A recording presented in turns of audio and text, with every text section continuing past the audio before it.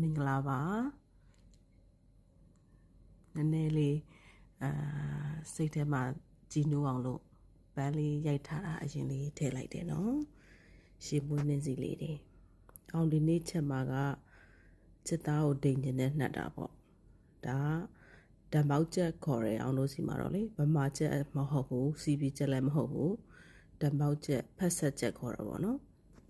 အဲ့ဒါကိုအောင်က4 ပေါင်သုံးတယ်အိမ်မှာလူ4 ယောက်ဆိုတော့ချက်သားမှုတ်က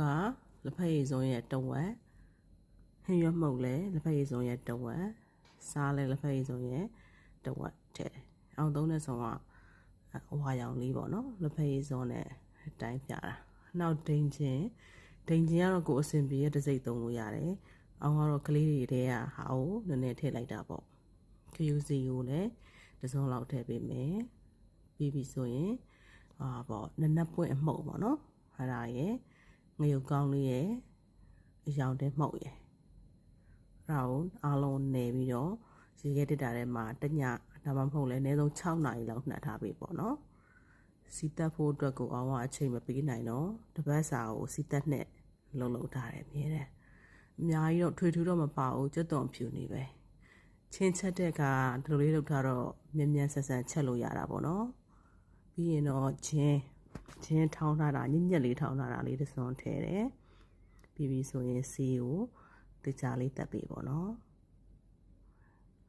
ဒီဗမာဟင်းတွေချက်တဲ့ကစီတက်တာနိုင်မှဆက်လုပ်ကောင်းတယ်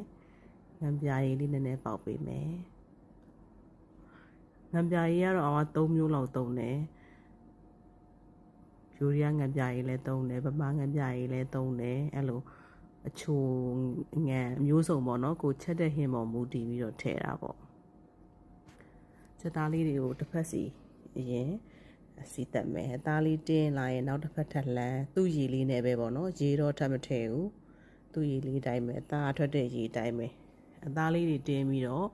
စီလုံးဝပြန်လာပြီဆိုမှရှည်ထည့်ပြီးတော့အဖုံးလေးအုပ်ပြီးတော့တည့်ပေးမယ်ဒီဥစ္စာဆိုရင်တော့2 ရေလောက်ထည့်ရတာပေါ့နော်ဒါကတော့ကိုယ့်ရဲ့ဝယ်တဲ့ချက်တဲ့ချက်ပေါ်မူတည်တာပေါ့ချက်မာရင်လည်းနည်းနည်းကြာမယ်ချက်နှုတ်ရင်လည်းမြန်တာပေါ့နော်ပြီးရင်တော့200အောင်ချက်တော်နီကိုကြော်ပြီးတော့ဘူးရဲထည့်ထားတာအဲ့ဒါတွေကကြတော့ဒီလိုချက်သားစီပြန်တို့စိတ်သားတို့အမေသားတို့စီပြန်ချက်တဲ့အခါအသုံးဝင်တာပေါ့အဓိကဟင်းအနှစ်ဖြစ်တဲ့ဟင်းကိုပို့ပြီးတော့ချိုစီတာပေါ့အဲ့ဒါကိုလက်2 စုပ်လောက်ထည့်မယ်ခြေပြီးတော့ထည့်ပြီနော်မခြေပဲဒီတိုင်းထည့်ရင်သူကအဖက်တွေဖြစ်ပြီးတော့နည်းနည်း